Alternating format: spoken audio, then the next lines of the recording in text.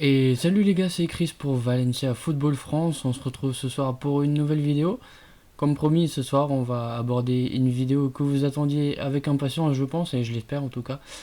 La première vidéo qui inaugure la série sur l'histoire du Valencia Club de Football, à savoir la première partie de l'histoire du club, de sa fondation en 1919, le 18 mars pour être précis, jusqu'à la fin des années 1940. Si le concept vous plaît, comme d'habitude, n'hésitez pas à vous abonner, à lâcher un like, à partager la vidéo et à la commenter. Et sur ce, les gars, on commence tout de suite la vidéo sans perdre un instant. C'est parti pour la première vidéo de la série sur l'histoire du VCF de 1919 à la fin des années 1940. Pour cette première partie, les gars, l'idée c'est de partir de la fondation du club en 1919 donc et d'aller jusqu'à la fin des années 1920. Bien sûr, pour introduire mon propos, je vais essayer d'être assez concis pour que la vidéo ne dure pas 3 heures. Donc il y a certains détails que je vais bien sûr omettre dans l'histoire de Valence, une histoire riche et assez complexe d'un club qui a connu beaucoup de hauts et beaucoup de bas. Donc je vais essayer d'être assez concis et d'aller à l'essentiel. L'idée de créer un club de foot à Valence fit surface en mars 1919 dans un bar du centre de la ville, concrètement au bar Torino, situé anciennement juste à côté de la place de la mairie pour les personnes qui vont souvent à Valence et qui connaissent un peu la géographie de la ville. Ce jour-là, un groupe d'amis passionnés de football décidèrent donc de former un nouveau club compétitif et qui puisse représenter l'entièreté de la ville de Valence. Cette décision, elle vient tout simplement du fait que ces passionnés formaient partie initialement d'un club tristement disparu, le Deportivo Espagnol. Pour la petite histoire, lors d'un match amical, un des joueurs du Deportivo Espagnol donc subit un violent choc avec un adversaire et ce choc lui provoqua une fracture de la jambe. Malgré une prise en charge rapide des secours, le joueur décédera d'une embolie 3 jours plus tard. Le 1er mars 1919 donc, le groupe d'amis rédigea les statuts du futur Valencia Football Club, car oui, à l'époque et à la fondation, le club ne s'appelait pas Valencia Club de Football. Le Valencia Football Club donc, ses amis déposèrent les statuts le 5 mars aux autorités compétentes et ces mêmes autorités donnèrent le feu vert à la création du VFC le 18 mars 1919, donc en pleine semaine de Fallas. Pour élire le premier président, il a fallu un toss ou plus simplement un jeté de pièces en l'air, et ce fut Octavio Augusto Milago qui fut élu premier président du VFC à seulement 26 ans. Le 4 avril 1919 eut lieu la première assemblée des membres du bureau et par la suite le VFC fut inscrit à la Fédération régionale de football de Valence. Le premier logo, comme vous pouvez le voir actuellement à l'image, était bien différent de l'actuel. Le premier match que la nouvelle équipe a disputé, c'était à Castellón et ce fut une victoire sur le score de 1-0 le 21 mai 1919. Et pour info, à cette époque-ci, Valence ne disputait pas ses matchs à Mestalla comme actuellement, mais dans un stade qui s'appelait Algiros, qui au départ était plus proche du terrain vague que du terrain de football, et avec l'aide des joueurs et du staff de Valence qui ont aidé à sa remise en œuvre, le VFC a pu s'approprier les lieux et y disputer ses matchs de championnat régional.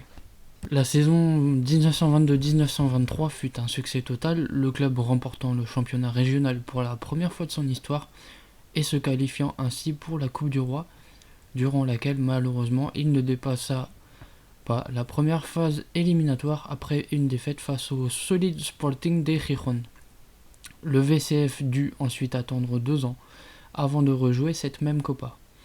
Cette belle saison sur le terrain amena les dirigeants à réfléchir à la construction d'un nouveau stade, le stade d'Algiros étant devenu trop petit face aux affluences grandissantes. La suite, vous la connaissez, le club acquiert la parcelle où se construira l'actuel Mestalla. Le projet de 1923 comprenait 14 000 places, augmentées à 17 000 en 1927. Le stade de Mestalla fut donc inauguré le 20 mai 1923 avec un match amical disputé contre nos voisins de Levante. Durant la saison 1924-1925, De nouveau champion régional, le club change de maillot mais crée également un bien historique qui restera à jamais gravé au sein du club, le drapeau ou bandera. Cette bandera a aujourd'hui un impact religieux et social très important pour le club mais également pour ses supporters et c'est une pièce qui est vraiment chérie quand on parle de l'histoire du club valencianista. En 1925-1926, une nouvelle fois, les joueurs du VFC sont champions régionaux avec un parcours en coupe qui ne leur permet pas malheureusement de se qualifier en phase finale. Cependant, le stade de Mestalla accueille cette même saison sa première finale de Copa, disputée entre le Barça et l'Athletic Bilbao. Celle-ci sera remportée par le Barça sur le score de 3-2. Et à cette occasion, le Barça conquiert son 7e titre de Copa del Rey.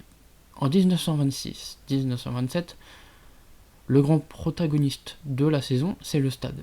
En effet, il bénéficia d'une nouvelle tribune couverte et d'un aménagement revu pour répondre aux exigences de l'époque. Champions régionaux pour la 4e fois en autant de saisons, les joueurs du VFC malheureusement n'iront pas plus loin que d'habitude en Copa del Rey puisqu'ils seront éliminés avant d'accéder à la phase finale. Cependant, la saison suivante, lors de la saison 1927-1928, ils atteindront la demi-finale.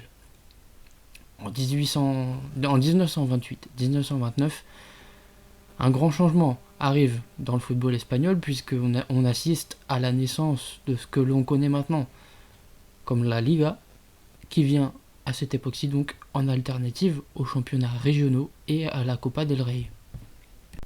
On va maintenant passer à la deuxième partie sur l'histoire de Valence et dans cette deuxième partie on va aborder le parcours des joueurs du VFC ou du Valencia Club de Football durant les années 1930. La saison 1930-1931 qui était initialement prévue pour être une saison de transition allait finalement se révéler pour le VFC comme une saison historique. En effet, le VFC finirait champion régional 4 ans après son dernier titre, mais il finirait, et c'est le plus important, premier de son groupe de Segunda División, ce qui lui donnera le droit de monter en Primera, donc en première division espagnole, pour ne plus la quitter jusqu'à une terrible descente 56 ans après. Ça vous rappellera de mauvais souvenirs aux plus anciens d'entre nous avec cette descente en Segunda División en 1986. Enfin, en Copa del Rey, ils furent éliminés en quart de finale contre l'Arenas de Guecho.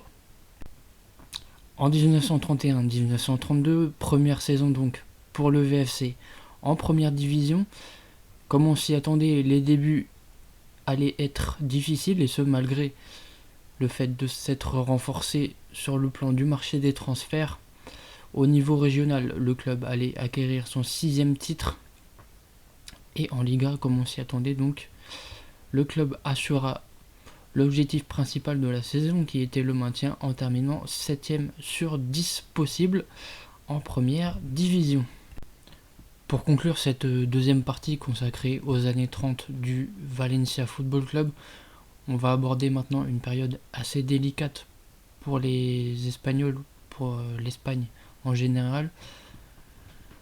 On va parler de la guerre civile qui s'est déroulée entre 1936 et 1939 sur le sol espagnol et qui a eu de nombreuses conséquences, malheureusement. D'un côté, effectivement, il y a eu le déchirement de toute une population, de nombreux morts, de nombreuses villes détruites, l'accession au pouvoir du dictateur, le général Franco, et pour le football, je vais essayer d'être assez concis, mais pour le football, il y a eu également des conséquences assez lourdes. On va commencer par le début de la guerre en 1936, avec la suspension du championnat de première division, la suspension de la Liga, qui laissa place au championnat super régional. En 1937 fut décidée la création de la Ligue méditerranéenne et de la Coupe d'Espagne libre. Ces deux compétitions ont regroupé donc les équipes issues des régions de Valence et des régions de Catalogne. Le football perdurera jusqu'en 1938 à travers des matchs amicaux, mais l'activité de guerre, les bombardements et tout ce qui y était rattaché malheureusement, et il y a eu malheureusement de très mauvaises choses, si on peut dire ça comme ça. Au final, malheureusement, la guerre aura eu raison du foot. Et en 1938, donc, les activités footballistiques se stoppèrent jusqu'au début des années 1940. On passe maintenant à la troisième et dernière partie consacrée au parcours du VFC durant les années 1940.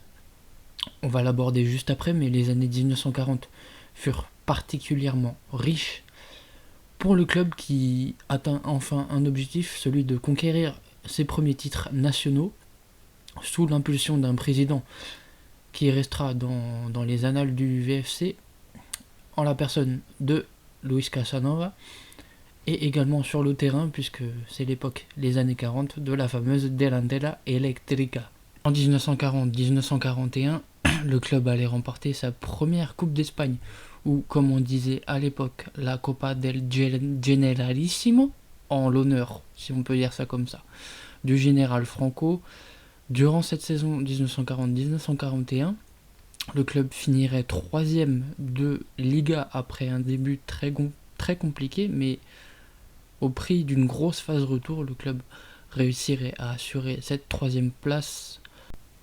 Et en Copa donc, après avoir éliminé respectivement l'Athletic Bilbao, le FC Séville, le Celta Vigo et enfin l'Espagnol en finale, les joueurs du VFC remportèrent leur première Copa de leur histoire sur le score de 3-1. En 1941-1942, ce fut l'année de la première Liga pour le club au terme d'une saison historique avec un record de points de 40 points sur 52 possibles, 85 buts marqués. Malheureusement, en Copa, ils furent éliminés en demi-finale contre le Barça. En 1943-1944, ce fut la saison de la seconde Liga, avec 18 victoires en 26 matchs, un bilan tout à fait semblable au bilan de la saison précédente. En Copa, malheureusement, le sort s'acharnait puisque les joueurs du VFC s'inclinaient en finale face à l'Athletic Bilbao. En 1944-1945, le club finissait 5e du championnat de Liga. Et en Copa, le sort s'acharnait encore une fois puisque les joueurs du VFC s'inclinaient en finale et toujours face à ce même club de l'Athletic Bilbao. Une bonne nouvelle viendra cependant éclaircir le tableau le 6 septembre 1944 avec la naissance du Club Deportivo Mestalla, qui s'appelle désormais le Valencia Club de Football Mestalla et qui désigne donc le nom de l'équipe réserve du Valencia Club de Football. En 1946-1947, le club allait conquérir sa troisième Liga. Le club fut couronné champion lors de la dernière journée au prix d'un scénario assez incroyable qui permit à Mestalla d'exploser de joie. Et malheureusement, en Copa, le sort fut différent puisque les joueurs du VFC s'inclinèrent en quart de finale. Et enfin, pour conclure cette troisième partie consacrée aux années 1940, en 1948-1949, le club allait conquérir sa seconde Copa del Generalissimo, ou Copa del Rey de nos jours. En Liga, ils terminèrent deuxième derrière le Barça, et en Copa, ils réussirent à inverser la tendance de la spirale négative face à l'Athletic Bilbao en l'emportant en finale 1-0. Voilà les gars, c'est la fin de cette troisième partie et de la vidéo consacrée à l'histoire du VCF. On a abordé donc dans cette première vidéo de la série l'histoire du VFC plutôt, de sa fondation en 1919 jusqu'à la fin des années 1940. De mon côté, j'ai pris énormément de plaisir à documenter, à rechercher et à écrire cette vidéo. Donc j'espère que celle-ci va vous plaire. Si tel est le cas, n'hésitez pas comme d'habitude à nous le faire savoir en commentaire, à vous abonner, à partager et à liker la vidéo, ça nous aide beaucoup pour le développement de la chaîne. On s'approche tout doucement des 500 abonnés, comme vous avez pu le remarquer, donc si vous pouvez nous aider à franchir ce palier, on vous en remercie du fond du cœur en avance. Et si le concept vous plaît, je me répète, mais si le concept vous plaît, on se fera un plaisir de continuer à documenter l'histoire du VCF en abordant dans la deuxième partie les années 40, les années 1950 et les années 1960. Sur ce les gars, je vous souhaite une très bonne soirée, merci de m'avoir écouté, merci d'avoir suivi la vidéo et on se retrouve très bientôt pour une nouvelle vidéo. À mon Barlemfer.